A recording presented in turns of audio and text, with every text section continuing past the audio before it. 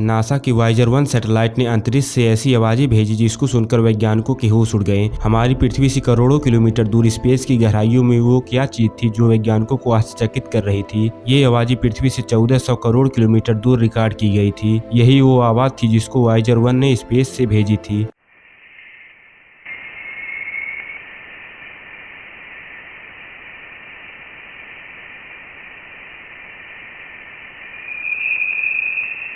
अब मामला ये है कि स्पेस में तो आवाज़ सुनाई नहीं देती, तो रिकॉर्ड कैसे हुई? ये जानने के लिए आप चैनल को सब्सक्राइब कर लीजिए, क्योंकि ये चीज़ मैं अगले वीडियो में बताऊंगा।